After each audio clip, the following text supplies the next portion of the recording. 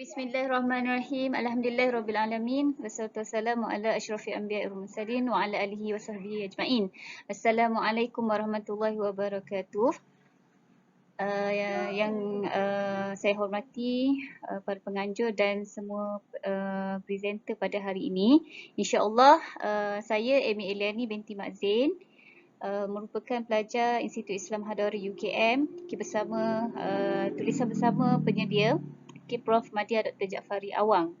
Tajuk yang akan saya bincangkan, akan kongsikan pada hari ini ialah dialog antara agama sebagai satu pendekatan dakwah masyarakat majmuk.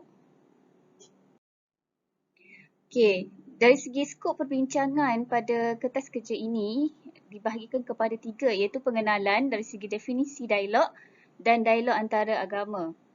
Seterusnya perbincangan iaitu memfokuskan kepada 2 bentuk dialog, iaitu dialog kehidupan, dialog sosial, dan yang kedua dialog intelektual. Dan skop perbincangan yang terakhir, analisis dan kesimpulan. Okey, sebagai pengenalan, dakwah merupakan satu tuntutan dalam ajaran Islam dan menyampaikan dakwah merupakan salah satu amalan dan perbuatan para nabi.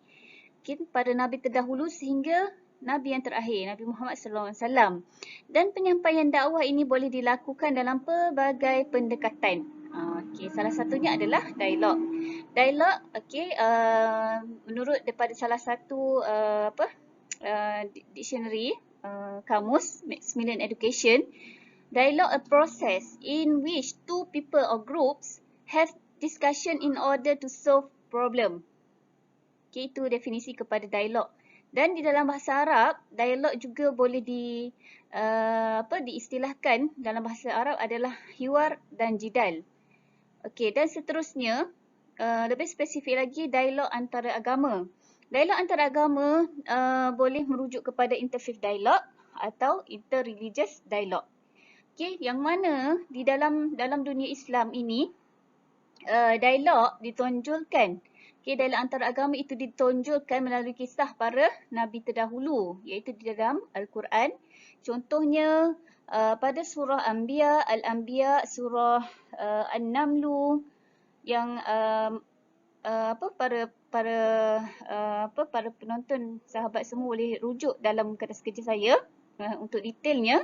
Dan seterusnya kisah-kisah dialog Nabi Muhammad SAW dengan penganut agama lain juga turut kita boleh lihat di dalam kisah sirah Rasulullah sallallahu alaihi wasallam.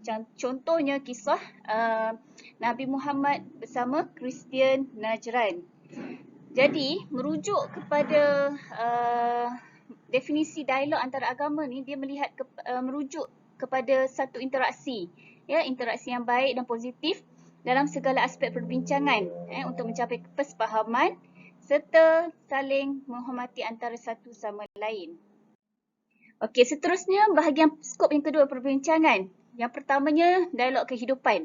Dialog kehidupan, istilah lain bagi dialog kehidupan adalah dialog sosial. Dialog ini adalah dialog cirinya yang paling asas dan paling ringan dalam konteks dialog antara agama.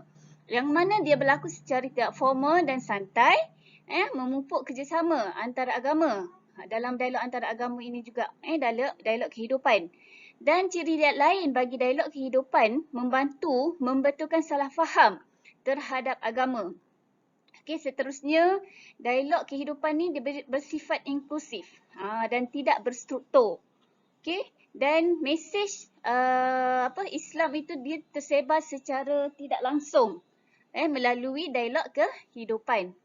Dan seterusnya, ciri yang seterusnya dalam dialog kehidupan adalah komuniti setempat.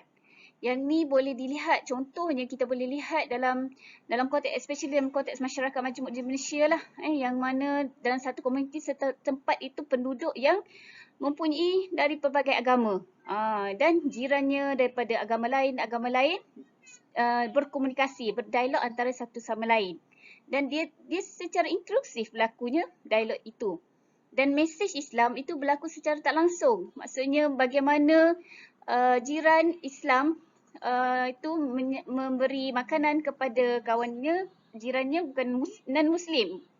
Okey, itu maksudnya mesej Islam menunjukkan akhlak. Dari segi dakwahnya itu berlaku, maksudnya dari segi mesej Islam, akhlak seorang Muslim itu. Okey, dan seterusnya, okey, dalam dialog kehidupan juga berlaku secara terancang oleh NGO, iaitu dikenali sebagai dialog lapangan ataupun street dakwah. Yang mana ini bertumpu kepada kawasan pelancongan, tumpuannya pelancong dan bukan Islam dalam dan luar negara. Okey, yang ini pun juga dia berlaku secara tidak berstruktur, okey, tetapi dia dalam bentuk yang terancang. Secara santai, maksudnya boleh lihat di dalam contoh gambar yang berlaku itu adalah contoh dialog ataupun street dakwah, dakwah lapangan yang berlaku antara inilah dialog antara agama. Okey, seterusnya dialog intelektual. Dialog yang kedua dalam kertas kerja ini adalah dialog intelektual yang mana mempunyai makna ataupun definisi lain, iaitu dialog wacana ataupun dialog melalui tindakan. Okey, yang mana dialog ini dia berlaku dalam multilateral dalam satu dialog tersebut. Mungkin adanya Kristian, Islam, Hindu, Buddha, Chinese religion, Taoist dan sebagainya. Okey. Dan sifat dialog intelektual ini adalah berbentuk forum, formal, yang mana setiap wakil agama tu dia berdialog dan bercakap lah dari segi perspektif masing-masing, agama masing-masing. Dan biasanya dialog intelektual ini dianjurkan oleh pengajian tinggi, badan-badan NGO dan juga kerajaan. Okey, namun dalam konteks dakwah ini, dialog intelektual, dialog antaragama yang skopnya intelektual ini, dia ruang lingkupnya terbatas. Sebab maksudnya dia memerlukan kepada kemahiran insaniah. Wakil agama itu sendiri perlu mempunyai kemahiran insaniah dan juga ilmu perbandingan agama. Okey, apabila menjadi salah seorang panel di dalam dialog intelektual. Okey. Dan yang terakhir, sebagai analisis dan kesimpulan bagi kertas kerja ini, dialog antaragama merupakan satu pendekatan dakwah yang begitu dekat dan relevan untuk diaplikasikan dalam konteks Malaysia yang memiliki masyarakat majmuk. Secara kronologinya boleh dilihat dialog antaragama dalam sejarah peradaban Islam ada sesuatu yang tidak asing dalam kalangan orang Islam. Bahkan Al-Quran menonjolkan kisah-kisah Nabi terdahulu yang menyampaikan risalah Islam kepada penganut agama Islam tu melalui dialog. Okey, kedua bentuk dialog antaragama yang dibahaskan sebelum ini, okey, dia lazim berlaku di Malaysia. Okey, dan dialog sosial dia lebih dekat dan intim dengan latar rakyat Malaysia seperti mana yang dibincangkan ciri-cirinya sebelum ini. Dan dialog intelektual memerlukan kemahiran dan ilmu yang agak tinggilah berbanding dengan dialog sosial berdasarkan ciri-ciri yang dibincangkan sebelum ini. Okey, oleh itu saya akhiri saya punya perbincangan pada hari ini dengan satu firman Allah Subhanahu Wa Taala daripada surah An-Nahl 125. Bismillahirrahmanirrahim. Ud'u ila sabili rabbik bil hikmah wal mau'izatil hasanah wajadilhum billati hiya ahsan. Inna rabbaka huwa a'lamu biman dhalla an sabilihi wa huwa a'lamu bil muhtadin.